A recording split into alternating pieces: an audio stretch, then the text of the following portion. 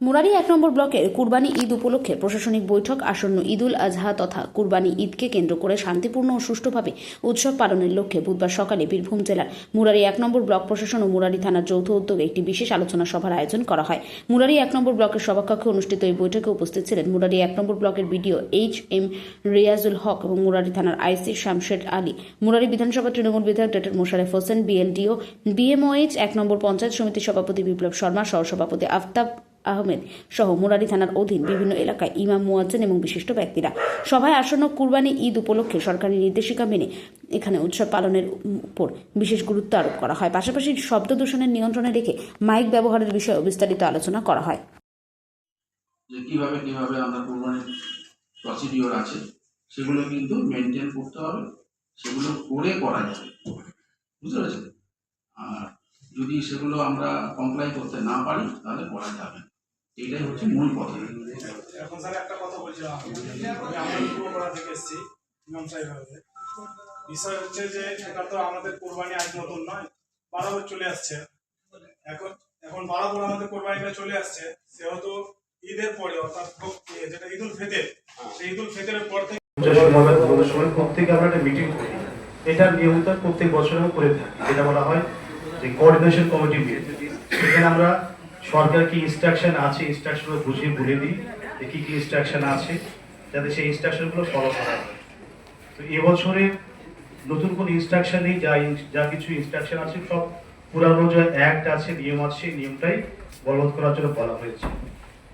তো আজকে মূলত যে বিষয়ে আলোচনা করা হবে যে সামনে আসন্ন যে কোরবানি আছে, কোরবানিতে কীভাবে আপনারা করবেন, তার সাথে নতুন একটা অ্যাডিশন হচ্ছে, সেটা হচ্ছে লাউড স্পিকার এবং মাইক্রোফোন, তার ব্যবহার নিয়ে একটু রেস্ট্রিকশন করা হয়েছে, সেটা আমি বলবো।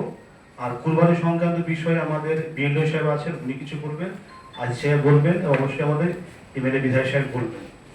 প্রথমে বলি আমি লাউড স্পিকার সম্পর্কে। লাউড স্পিকার নিয়ে কলকাতা হাইকোর্ট, তার সাথে আমাদের ministry of environment, forest, environment protection act 1986 সব কিছু মিলিয়ে যে রেস্ট্রিকশন করা হয়েছে, এটা রিসেন্টলি আমাদের 13ই মে 2026 সালে প্রকাশিত হয়েছে নোটিফিকেশন। তাতে বলা হয়েছে যে 2002 সালে যে নয়েজ পলিউশন রেগুলেশন কন্ট্রোল যে রুলস, তাতে 4 ভাগে ভাগ করা হয়েছে জোনে।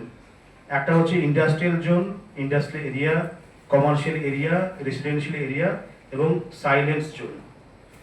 ইন্ডাস্ট্রিয়াল এরিয়ার ক্ষেত্রে দিনের বেলাতে ডে টাইমে যে শব্দ যে লিমিট, সেটা হচ্ছে 75 ডেসিবেল, তো রাতে সেটা করা হয়েছে 70 ডেসিবেল। দিন বলতে সকাল 6টা থেকে রাত 10টা পর্যন্ত, এটা বলা হয় দিনের ডেট লিমিট।